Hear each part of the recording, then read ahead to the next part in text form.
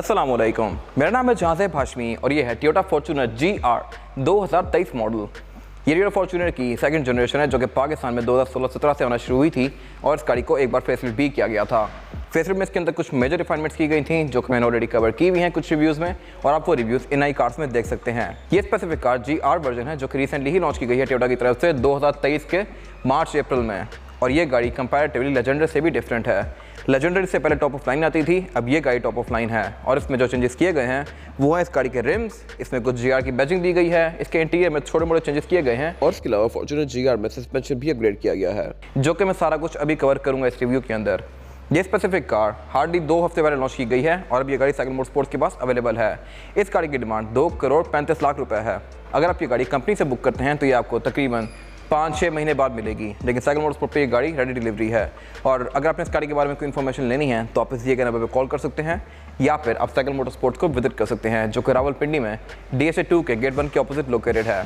यहाँ पे गाड़ियों की सिर्फ बाइंग एंड सेलिंग ही नहीं बल्कि गाड़ियों का काम भी किया जाता है, जैसे कि यहाँ पे गाड़ियों के स्पेयर पार्ट्स भी अवेलेबल होते हैं, फेसलिफ्ट भी अवेलेबल होते हैं, और उसके अलावा यहाँ पे tint, wrap, PPF, ceramic coating, paint job सब कुछ किया जाता है।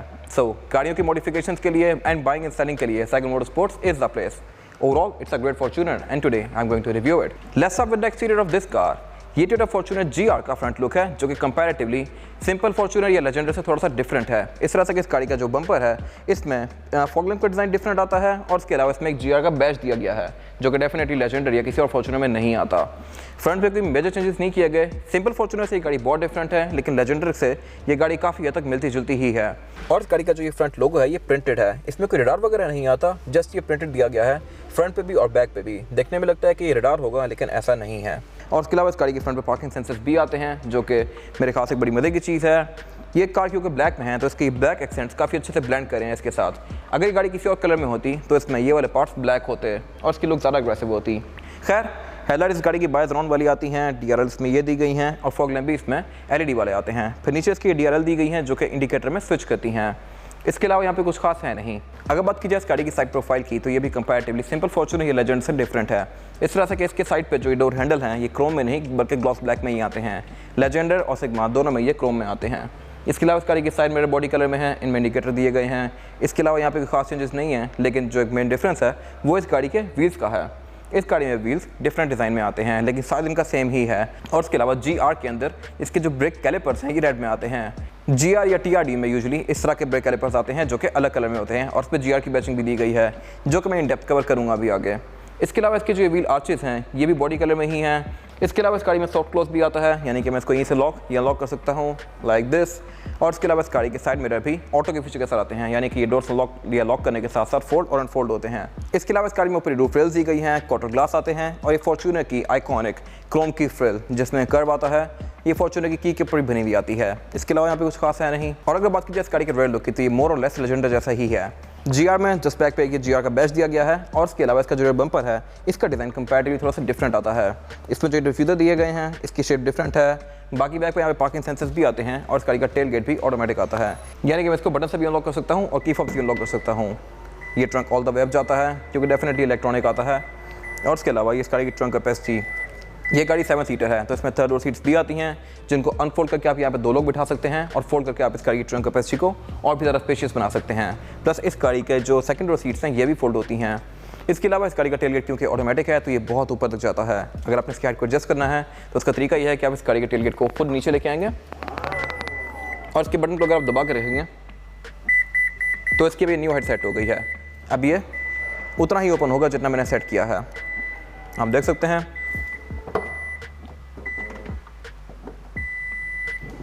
अभी उससे ऊपर नहीं जाएगा सी। और अगर मैं इसकी हाइट को रीसेट करना है तो मैं इसको दोबारा हाथ से ऊपर करूंगा और इसका टेल गेट रिलीज दबा के रखूंगा। अभी इस गाड़ी के टेल गेट की नई हाइट सेट हो गई है।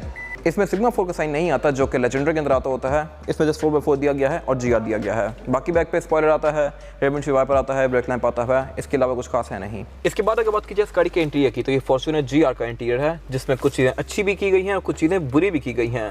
अच्छी चीज़ें ये हैं कि इस गाड़ी के इंटीरियर की कलर टोन मेरे ख्याल से बड़ी मजे की कर दी गई है। ये ब्लैक और रेड के कॉम्बिनेशन के साथ है। ये पूरा इंटीरियर ब्लैक है, लेकिन इसमें रेड कलर की स्टिचिंग दी गई है जो कि इसको काफ़ी अच्छी लुक दे रही है। इसकी सीट्स में GR की बैजिंग आती है और उसके अलावा इस गाड़ी का जो मीटर है ये भी लुक्स के लिहाज से बड़ा मज़ेदार है। प्लस इस गाड़ी के स्टीयरिंग के अंदर जो GR का बैज दिया गया है ये भी अच्छा लग रहा है। ये अभी मैं डेप्थ कवर करूँगा, लेकिन जो चीज़ यहाँ बुरी की गई है वो ये है कि इसमें से एम्बिएंट लाइटिंग निकाल दी गई है। फॉर्च्यूनर लेजेंडर के अंदर एम्बिएंट लाइटिंग आती थी, डोर्स में भी और डैशबोर्ड में भी, इसमें दोनों में नहीं दी गई। तो ये मेरे ख्याल से एक वियर्ड सी चीज़ है। Being a top of line variant इस गाड़ी में वो चीज़ें कंटिन्यू करनी चाहिए थी, बट टोयोटा ने नहीं दी। खैर, अगर बात कीजिए इस गाड़ी के स्टीयरिंग व्हील की, तो स्टीयरिंग व्हील इस गाड़ी का 3 स्पोक है, left right spoke different controls दिए गए हैं और स्टीयरिंग के बीच में एक ये GR का बैज दिया गया है जिसको काफ़ी अच्छी लुक दे रहा है। इसके अलावा इसके स्टीयरिंग के अंदर रेड कलर की स्टिचिंग कंटिन्यू करती है और इसके सेंटर में भी एक रेड कलर की स्ट्राइप दी गई है जो कि डेफिनेटली हर GR में आती होती है। इसके अलावा अगर बात की जाए इस गाड़ी के मीटर की, तो मीटर भी फॉर्च्यूनर GR में डिफरेंट आता है। इसकी नीडल्स रेड कलर में है और इसके जो मीटर की थीम है ये भी थोड़ी सी डिफरेंट है एज कम्पेयर टू लेजेंडर या सिग्मा। और इसके अलावा इसके बीच में स्क्रीन दी गई है, ये 4.2 इंचेस का हमारी डिस्प्ले है। ये भी काफ़ी इंटरेक्टिव है, लेकिन यहाँ पे कुछ डिफरेंट नहीं आता है एज कम्पेयर टू लेजेंडर या सिग्मा। ये आपको टायर रनिंग रेडियस वगैरह बाकी सारी बेसिक चीज़ें शो करवाता है, ऑडोमीटर वगैरह। इसके अलावा फॉर्च्यूनर GR के अंदर भी पेडल शिफ्टर्स आते हैं जो कि इस गाड़ी में कोई स्पेशल चीज़ नहीं है, ये हर फॉर्च्यूनर में ही आ रहे होते हैं, सिग्मा में, GR में, लेजेंडर में। और उसके अलावा अगर बात की जाए इस गाड़ी के डैशबोर्ड की, तो डैशबोर्ड का इसका जो ऊपर वाला पैनल है ये हर फॉर्च्यूनर की तरह जी प्लास्टिक में है, लेकिन इसके जो ऊपर वाला एरिया है मीटर के ये सॉफ्ट टच पैडिंग की फिनिश में है और इसमें रेड कलर की स्टिचिंग कंटिन्यू की गई है। इसके अलावा इस गाड़ी में एयरबैग्स भी बहुत सारे आते हैं हर फॉर्च्यूनर की तरह, 4 डैशबोर्ड में, बाकी पीछे बहुत सारे हैं। और उसके अलावा बीच में स्क्रीन दी गई है जो कि लेजेंडर या सिग्मा जैसी ही है। साथ इसके जो ये पैनल्स दिए गए हैं ये इस गाड़ी में ब्लैक कलर में हैं और इस पर रेड कलर की स्टिचिंग कंटिन्यू करती है। लेजेंडर में ये बरगंडी में आते हैं, सिग्मा में ये ब्राउन में आते हैं, लेकिन यहाँ से एम्बिएंट लाइटिंग निकाल दी गई है। ये मेरे ख्याल से एक वियर्ड सी चीज़ है। उससे जो क्लाइमेट कंट्रोल दिया गया है, क्लाइमेट कंट्रोल इस गाड़ी में 3 जोन आता है, 2 जोन फ्रंट पे हैं और एक बैक पे है। फिर नीचे वही सारी बेसिक चीज़ें जो कि फॉर्च्यूनर में आती होती हैं, डाउन असिस्ट कंट्रोल और 4x4 कंट्रोल्स। उससे नीचे जो पैनल है इसके अंदर कार्बन फाइबर दिया गया है जो कि इसकी लुक को अच्छा बना रहा है। पीछे गियर लेवर दिया गया है जो कि बेसिक सही है, इसको आप गियर्स में इस तरह स्विच करेंगे और आप इसको मैनुअली भी चला सकते हैं स्पोर्ट्स में करके। आप इसके गियर्स को यूँ भी शिफ्ट कर सकते हैं और स्टीयरिंग से भी शिफ्ट कर सकते हैं। उससे पीछे इसके ड्राइव मोड्स दिए गए हैं, इको, नॉर्मल और स्पोर्ट का, और उससे पीछे ट्रैक्शन कंट्रोल और डिफरेंशियल लॉकिंग का बटन दिया गया है। हैंड ब्रेक इस गाड़ी में भी मैनुअल ही आती है और इसके अंदर रेड कलर की स्टिचिंग दी गई है। बाकी बैक पे सेंटर कंसोल दिया गया है जो कि नॉर्मल सही है, ये बहुत ज़्यादा स्पेशियस नहीं है। और अगर बात कीजिए इस गाड़ी की सीट्स की, तो सीट्स इस गाड़ी की मेरे ख्याल से ये सबसे बेस्ट है अब तक की फॉर्च्यूनर की, लेकिन इसमें GR का बैज दिया गया है ये थोड़ा चीप सा लगता है। सेकंड मोड स्पोर्ट पर कुछ टाइम पहले एक रीवो कन्वर्ट किया गया था GR में, और उस पर जो कन्वर्जन की गई थी वो सारे पार्ट्स थाईलैंड के थे, तो उनमें GR के बैजेस आए थे सीट्स में लगाने वाले, वो फिजिकल बैजेस थे, उनकी लुक बहुत अच्छी थी। इसमें ये जस्ट स्टिचिंग की हुई है, मेरे ख्याल से ये बेहतर हो सकती थी। और उसके अलावा अगर बात कीजिए सीट्स की, तो ये सीट्स फैब्रिक और लेदर के कॉम्बिनेशन में है और इस पर जो कलर स्कीम यूज़ की गई है ये ब्लैक और रेड की है। ये सीट्स परफोरेटेड हैं और परफोरेटेड सीट्स के जो होल हैं उनके अंदर रेड कलर का फैब्रिक दिया गया है, तो ये मेरे ख्याल से एक बड़ी मजे की लुक दे रही है सीट्स को। इसके अलावा सब कुछ बेसिक है जो कि फॉर्च्यूनर में आता है। Side mirror retractable, all Windows auto, automatic headlights और बाकी बेसिक से वाइपर। स्पीकर इस गाड़ी में 6 आते हैं, 4 डोर्स में और 2 ट्वीटर्स। और इसके अलावा इस गाड़ी का रेडियो मिरर ऑटो डिमिंग वाला है। और इसके अलावा फॉर्च्यूनर GR में जो पुश स्टार्ट है इस पर भी GR की बैचिंग दी गई है, नाइस अटेंशन टू डिटेल। इसके बाद अगर बात कीजिए इस गाड़ी में रेयर पैसेंजर की सीटिंग कैपेसिटी की, तो ये बेसिकली फॉर्च्यूनर जैसी ही है, नथिंग स्पेशल हियर। यहाँ पे 2 चार्जिंग आउटलेट दिए गए हैं फ़ोन के C2C वाले, और इसके अलावा एक 100 वोल्ट का पावर आउटलेट दिया गया है। और इसके अलावा सारी बैक पे बेसिक चीज़ें आती हैं जो कि हर फॉर्च्यूनर में थी। इसका रूफ फुल ब्लैक में है, बैक पे मेरे पास सीटिंग कैपेसिटी का कोई इशू नहीं है, और इसके अलावा हेडरूम का भी यहाँ पे कोई इशू नहीं है। फॉर्च्यूनर में, GR में, लेजेंडर में, सिग्मा में सब में ये चीज़ें सेम ही आती हैं, लेकिन इस गाड़ी की सीट्स डुअल कॉम्बिनेशन में है, फैब्रिक और लेदर के। इसके अलावा फॉर्च्यूनर में जो सिल्वर कलर के एक्सेंट्स आते हैं GR के अंदर ये स्मोकी हैं, इसमें ये वाला एरियाज भी स्मोकी दिए हुए हैं। और इसके अलावा इसके जो डोर में फॉर्च्यूनर का बैज आता है ये भी स्मोकी है। इसके अलावा इसमें डोर हैंडल क्रोम में दिए गए हैं। बाकी बैक पे स्पीकर आते हैं, ये सीट्स फोल्डेबल हैं। बाकी सेंटर में सेंटर को दिया गया है जिसको निकाल के आप इसमें से लुकअप होल्डर एक्सेस कर सकते हैं लाइक दिस। और इसके अलावा इस गाड़ी की रेयर सीट्स भी फोल्डेबल हैं, इनको फोल्ड करके आप इस गाड़ी की ट्रंक कैपेसिटी को और भी ज़्यादा खुला बना सकते हैं। बाकी इस गाड़ी में बैक पे ये 2 एयरवेंट्स भी आते हैं रेयर पैसेंजर्स के लिए, सेकंड रो सीट्स के लिए। इसके अलावा यहाँ पे कुछ खास है नहीं। इसके बाद अगर बात की जाए इस गाड़ी के इंजन की, तो इंजन फॉर्च्यूनर की इस जनरेशन में 1 GD FTV आता है। प्री फेसलिफ्ट कार में ये इंजन थोड़ा सा कम परफॉर्मेंस प्रोड्यूस करता था। जब इस गाड़ी को फेसलिफ्ट किया गया तो इसमें कुछ रिफाइनमेंट्स की गई, इसके टर्बो चार्जर में भी और उसके अलावा इस गाड़ी के इंजन में भी, जिसकी वजह से इस गाड़ी की हॉर्स पावर 25 बढ़ गई थी, 25 फिगर के साथ। पहले ये गाड़ी 176 हॉर्स पावर प्रोड्यूस करती थी, अब ये गाड़ी 201 हॉर्स पावर प्रोड्यूस करती है। ये specific car 201 horsepower produce करती है with 500 newton metre of torque, जो कि काफ़ी अच्छा परफॉर्मेंस फिगर है। और इसके अलावा इस गाड़ी में ट्रांसमिशन भी ऑटोमेटिक आती है। इसके अलावा इस गाड़ी में ABS भी दिया गया है, इलेक्ट्रॉनिक पावर स्टीयरिंग दिया गया है, ट्रैक्शन कंट्रोल दिया गया है और ये वो सारी चीज़ें हैं जो कि इस राइड को अच्छा बना सकती हैं। लेकिन फॉर्च्यूनर GR के अंदर भी इस गाड़ी का बोनट स्टैंड से ही ओपन होता है।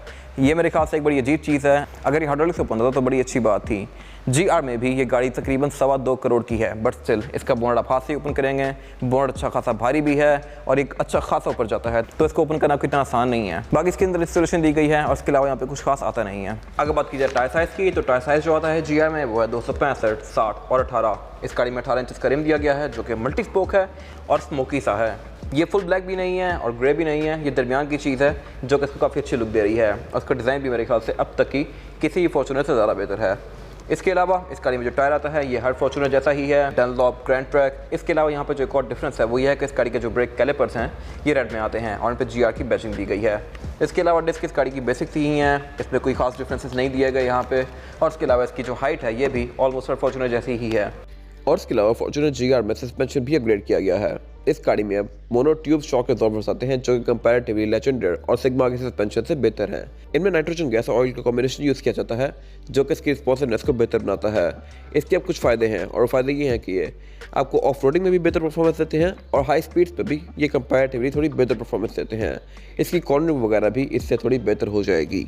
ये इस गाड़ी की फिजिकल की है। फ्रंट पे इसमें lock unlock trunk lever panic button आता है और इसकी ओवरऑल फील जो है ये ऑलमोस्ट फॉर्च्यूनर जैसी ही है, लेकिन जैसे इसके बैक पे ये GR की बैचिंग दी गई है जो कि इसकी लुक को अच्छा बना रहा है।